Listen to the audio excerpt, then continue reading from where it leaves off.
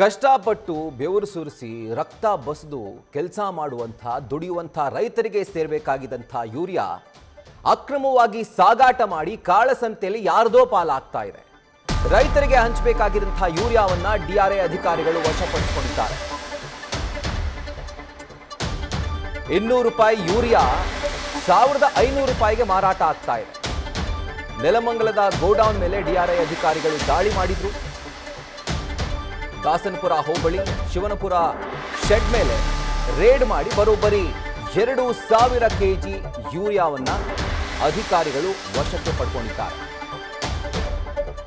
ಅದೇ 1 bag urea ಬೇಕು, 1 KG urea ಬೇಕು ಅಂದ್ರೆ ರೈತರು ಸಾಲಲ್ಲಿ ನಿಂತ್ಕೊಂಡು ಬೆಳಗ್ಗೆಯಿಂದ ಸಾಯಂಕಾಲದವರೆಗೂ ಆ ಬಿಸಿಲಲ್ಲಿ ಬೆಂದು ನೊಂದು 1 ಬ್ಯಾಗ್ ಯೂರಿಯಾ ಸಿಗ್ತಾ ಇದ್ದದ್ದು ಅವರ ಗದ್ದೆಗೆ. ಅವ್ರು ಎಷ್ಟಾದ್ರೂ ಗದ್ದೆ ಇಟ್ಕೊಂಡಿರ್ಲಿ ಅವ್ರ ಹತ್ರ 1 ಬ್ಯಾಗ್ ಯೂರಿಯಾ ಕೊಡ್ತಾ ಇದ್ರು. ಆದ್ರೆ ಇಲ್ಲಿ ನೋಡಿ, ಸುಮಾರು 2000 ಕೆಜಿ ಯೂರಿಯಾ ಗೊಬ್ಬರವನ್ನ ಒಂದು ಗೋಡೌನ್ ಮೇಲೆ ರೇಡ್ ಮಾಡಿ ಅಧಿಕಾರಿಗಳು ವಶಕ್ಕೆ ಪಡೆದಿದ್ದಾರೆ. ಗೊಬ್ಬರದ ಹಾಹಾಕಾರ ಯಾವ ರೀತಿಯಾಗಿ ಎದ್ದಿತ್ತು ಅಂತ ಕಳೆದ 2-3 ತಿಂಗಳ ಹಿಂದೆನೇ ಇಡೀ ರಾಜ್ಯನೇ ನೋಡಿತ್ತು. ಮಾತೆತ್ತಿದ್ರೆ ಕೇಂದ್ರ ಸರ್ಕಾರದ ಕಡೆ ಬೊಟ್ಟು ಮಾಡುವಂಥ ರಾಜ್ಯ ಸರ್ಕಾರಕ್ಕೆ ಈ ದೃಶ್ಯಗಳು ಕಾಣಿಸ್ತಾ ಇಲ್ವಾ ಅಂತ. ಅಧಿಕಾರಿಗಳು ರೇಡ್ ಮಾಡ್ತಾರೆ, ಅಲ್ಲಿರುವಂತಹ ಗೊಬ್ಬರವನ್ನ ವಶಪಡಿಸ್ಕೊಳ್ತಾರೆ ಅಂತಂದ್ರೆ ಆ ಗೊಬ್ಬರ ಅಲ್ಲಿ ಬಂದಿದ್ ಹೇಗೆ? ಆ ಗೊಬ್ಬರ ಕಾಳಸಂತೆಯಲ್ಲಿ ಮಾರಾಟ ಆಗ್ತಿತ್ತ ಅಥವಾ ಅಷ್ಟು ಗೊಬ್ಬರವನ್ನ ಅಲ್ಲಿ ಶೇಖರಿಸಿಟ್ಕೊಂಡಿದ್ದು ಯಾಕಾಗಿ?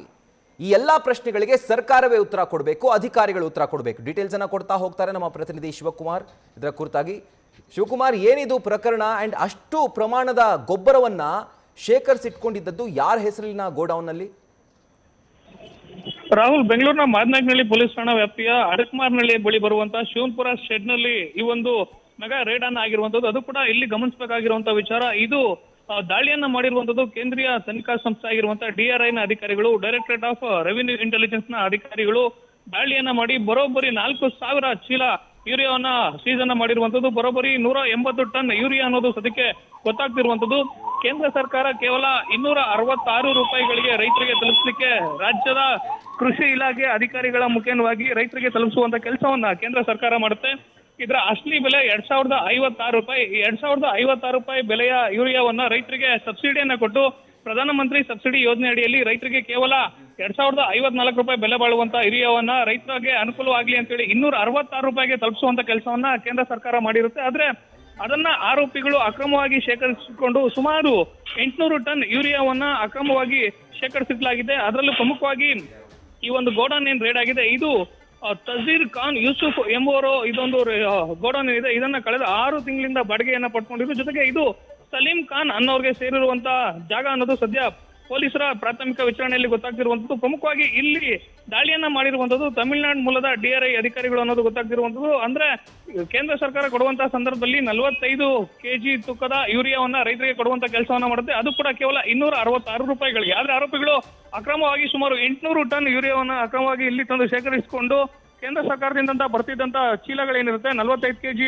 ತೂಕದ ಚೀಲಗಳನ್ನ 50 ಕೆಜಿಯ ಚೀಲಗಳಿಗೆ ತುಂಬಿ ಅದನ್ನ 266 ರೂಪಾಯಿ ಏನು ಸರ್ಕಾರದಿಂದ ಸಿಗ್ಬೇಕಾದಂತ ಬೆಲೆ, ಅಸಲಿ ಬೆಲೆಯನ್ನ ಮರೆಮಾಚಿ ಸುಮಾರು 2000 ದಿಂದ 2500 ಹಣಕ್ಕೆ ಆರೋಪಿಗಳು ಮಾರಾಟವನ್ನ ಮಾಡ್ತಿರೋ ಅನ್ನೋ ಮಾಹಿತಿ ಇರುವಂತದ್ದು. ಇಲ್ಲಿ ಪ್ರಮುಖವಾಗಿ ಬೆಂಗಳೂರು ಹೊರವಲಯ ನೆಲಮಂಗಲ ಬಳಿ ಬರುವಂತ ಈ ಒಂದು ಗೋಡೌನ್ ಏನಿದೆ ಇಲ್ಲಿ ದಾಳಿ ಮಾಡಿರುವಂತದ್ದು ಕೇಂದ್ರೀಯ ತನಿಖಾ ಸಂಸ್ಥೆ ಡಿಆರ್ಐ ಅಧಿಕಾರಿಗಳು. ಅದು ಕೂಡ ತಮಿಳುನಾಡಿನಿಂದ ಬಂದಂತ ಅಧಿಕಾರಿಗಳು ಇಲ್ಲಿ ದಾಳಿಯನ್ನ ಮಾಡಿರುವಂತದ್ದು.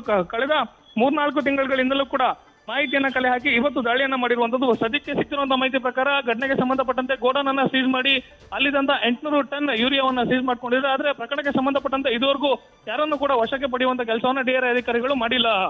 Rahul. Right Shivakumar, thank you ಡೀಟೇಲ್ಸ್ಗೆ. ನ್ಯೂಸ್ ಫಸ್ಟ್ ನಿರ್ಭೀತಿಯಿಂದ ನಿಮ್ಮ ಪರವಾಗಿ.